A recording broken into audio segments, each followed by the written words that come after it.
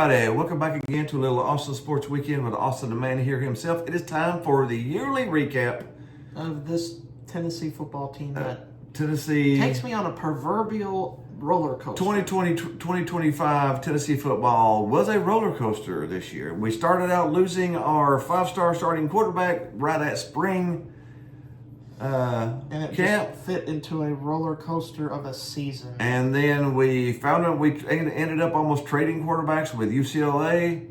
We got Joey Aguilar in. I still debate we won in a way. I think we did win that trade there. We ended up having a whole lot better season than what they did, and our quarterback ended up having a whole lot better season.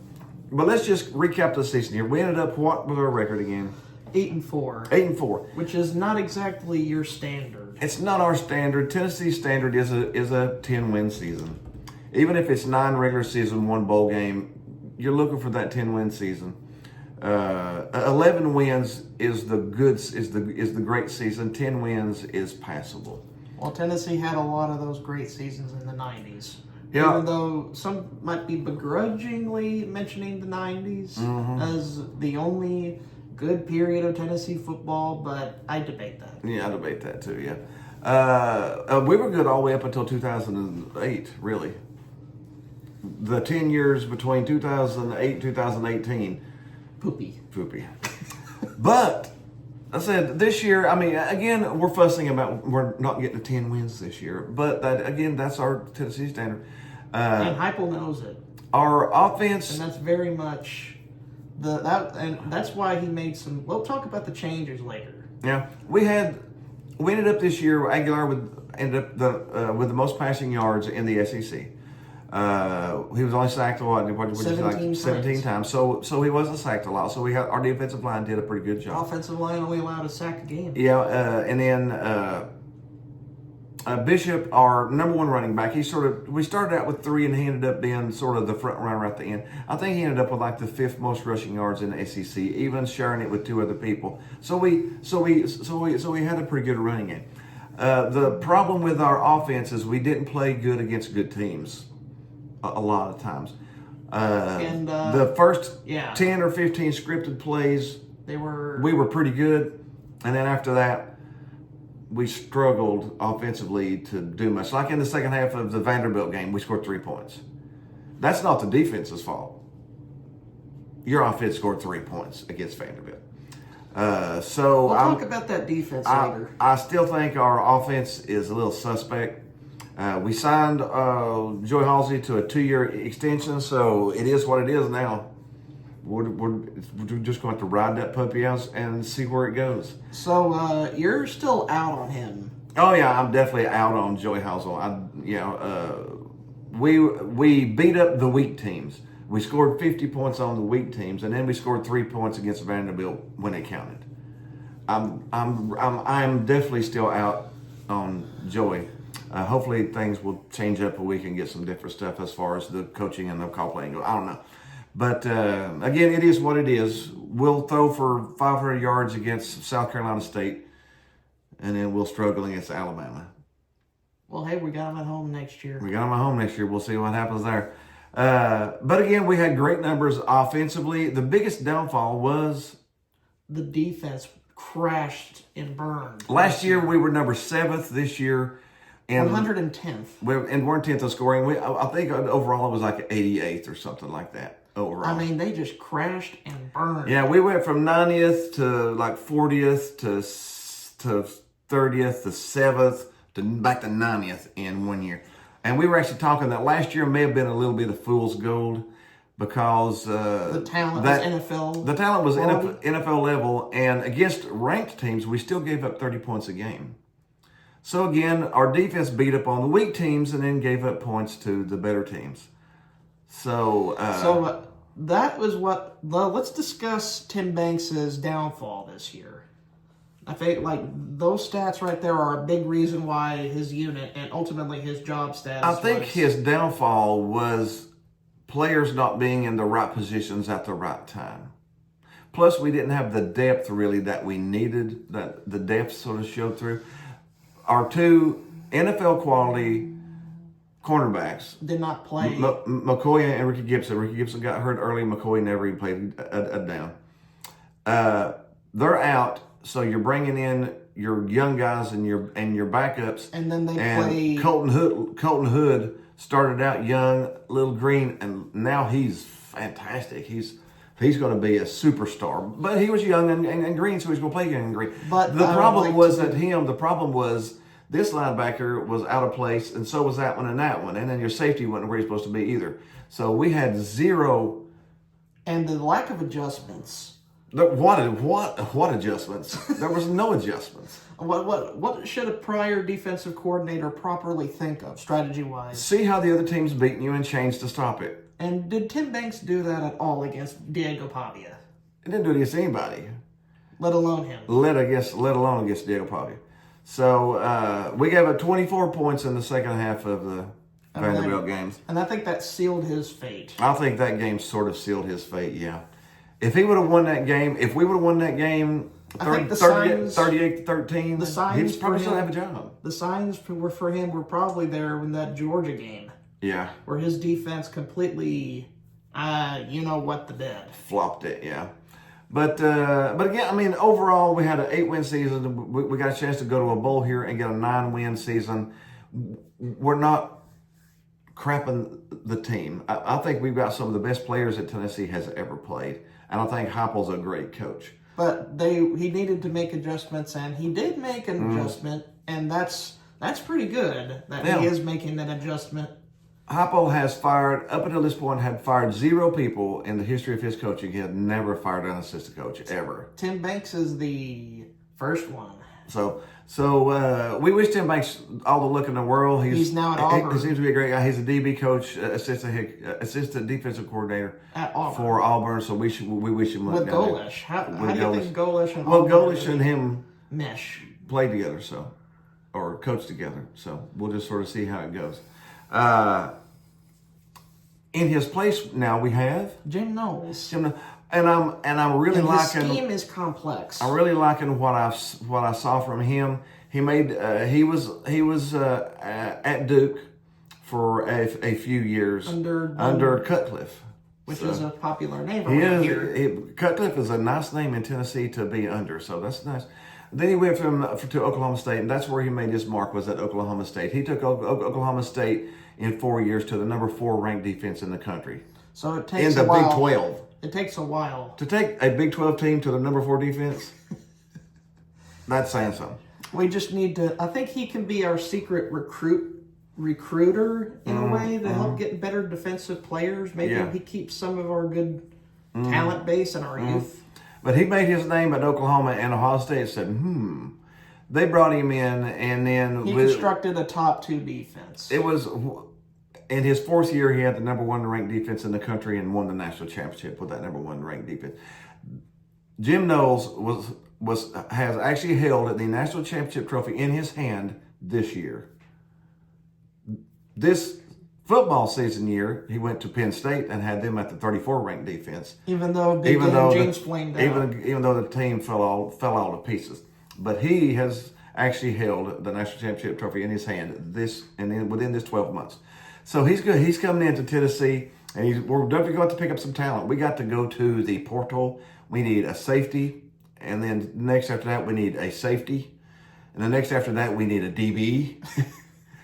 Our top 3 picks in the portal should be safety, DB. Get the best 3 out there. I don't care what they cost. Because our secondary last year, or technically, was pitiful in a way. I'd hate to say that to such young, talented players, but it just did not work. We get Colton Hood back, and we add 3 good transfers, and we could do some damage. I'm not for sure what we're going to be at quarterback. Joey has filed for his 4th year, and it's looking maybe 75% chance that he will get that 4th year. So if we get Joey back next year, his 2 years in this system, he might be even better. Bishop's coming back. Bishop's a super talented running back. Local boy right out of Carnes here in Knoxville. So love him to death. But the only con, I hate to be the negative person because I try not to be. I really do. One more positive before we go negative. We got Faison coming in as a freshman. That's the one. I haven't seen that kind of talent in a long time. But he's just going to be a freshman, so he does want to compete for the starting job. I say go get it. But he is a freshman, but he is uber talented. The problem is... The only con that could completely throw things up in the air here, Joey Halsley's capability of play calling. Yeah, we're going to have to see some changes in offense. I mean, I know we had the number one passer in the SEC, but that's because we had one of the weakest schedules in the SEC, and we still didn't beat a ranked team the entire year because a team above bowl eligibility. Yeah, we couldn't beat a team that was bowl eligible this year because we couldn't offensively keep up with them or defensively slow them down. We had both there, but we couldn't offensively keep up with them. When you score 3 points against Vanderbilt in the second half, in a half, that's not the defense's fault. But giving up 24 is. The defense could have gave the ball back to our offense 20 times in that half, and we would have scored 3 points. So I'm honestly, I'm still worried about our offense, but we'll see how it goes. If we had a 20th ranked defense, then maybe our offense has got the ball more and more confident and not as rushed or nervous. I mean, I can see to where you look over your defense and you think, we're going to give up 30 points today. I got to do everything I can do. And you think that doesn't make an impact? I think it does. That's what I'm saying. That does make an impact. So our offense next year could be better. Because you have a more sound scheme. If Knowles comes in and gives us the 22nd ranked defense in the country next year, we could do more damage with a defense like that. We could win 10 games next year, even with a tougher schedule. Because it is tougher next year. Oh, we got a brutal schedule next year. It is brutal. And we're off the easy SEC schedule. Next year it's 9 games. And they're brutal. They're brutal next year. So, but anyways, overall, Tennessee's season this year, I would probably give about a C+. Is that about where you're at? Well, you did the main thing that props this up, and you probably know where I'm going. The first road win at Gainesville in 22 years. Yeah, we went down there and beat the doors off of Florida, so that felt good. But there's only... But when you come back the next week and lose to Vandy, it sort of sucks all the air out of that balloon.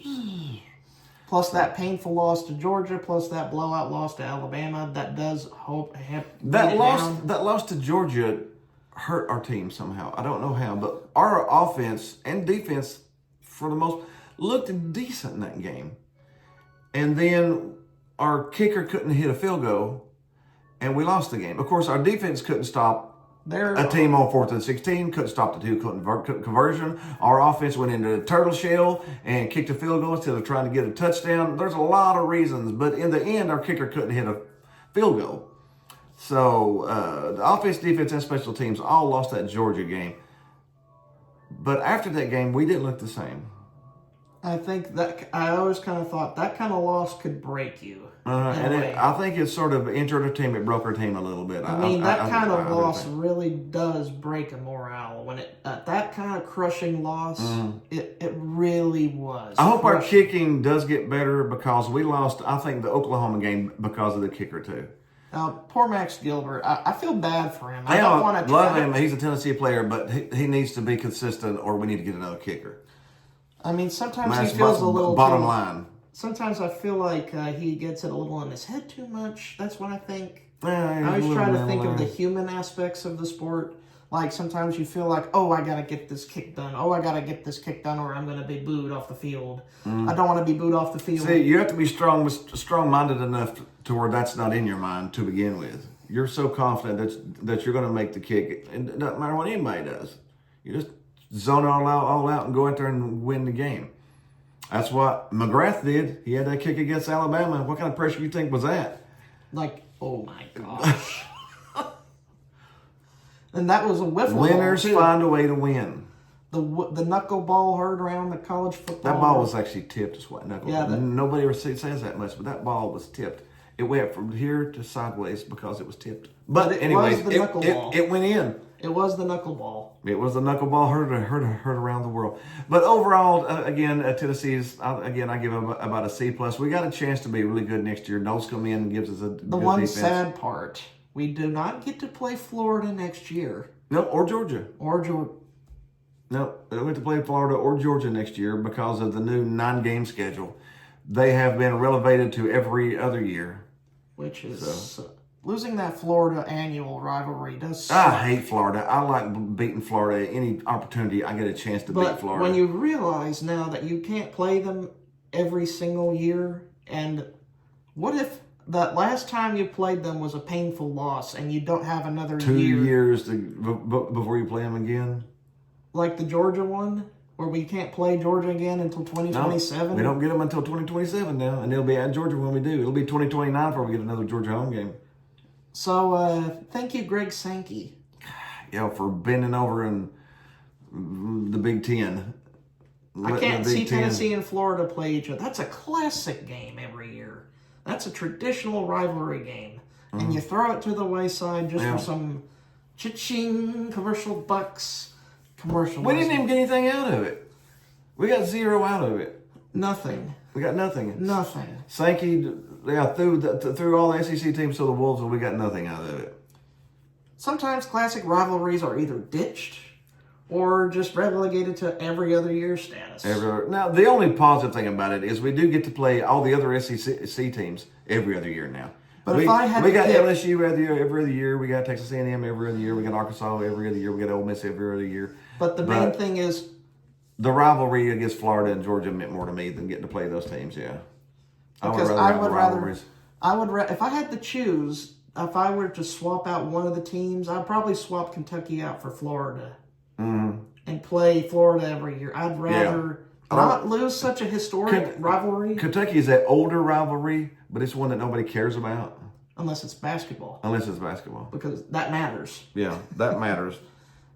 It deeply matters in basketball. Yeah. But in football, it doesn't have as much weight as Florida does. No, it doesn't, no. But me, as a little kid, I grew up hating Florida. And Tim Tebow was the main man behind that operation. And I did like Tim Tebow, I will admit. I like him as a person. Hate the gator in him, though. But he's a good guy. Well, Christian man as well. Yeah. I mean, that's a definite positive aspect. Yeah. But losing that every year just does suck away a little of the soul. Yeah, it does. Do you think it does? I feel like it sucks away a little. Yeah, definitely. I would rather have the rivalries back than to be able to play Mississippi State every other year or whatever. But it is what it is. Again, our season, we give about a C+ out of it. There's a lot of positives, a lot of bad things. We lost quarterbacks, lost top DBs. Lost a coordinator.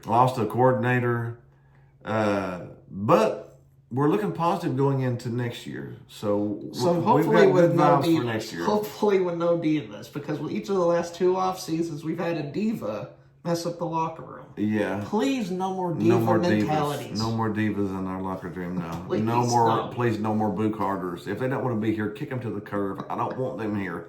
I would rather lose with the players wanting to be on the team. Pride?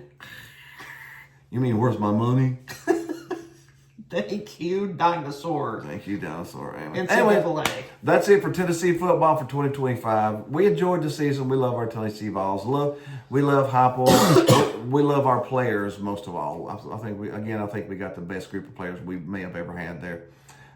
So I love them. Got a great group coming in here with Faison and the boys, Keys coming in and everything. It's going to be a long trudge of an off season. It's going to be a long trudge of an off season waiting for football to start up again. Spring practice can't come quick enough.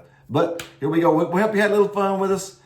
Go Vols. Be sure to hit the like button, the subscribe button, share us with your friends. Hit the groovy baby button, and we will see you next week.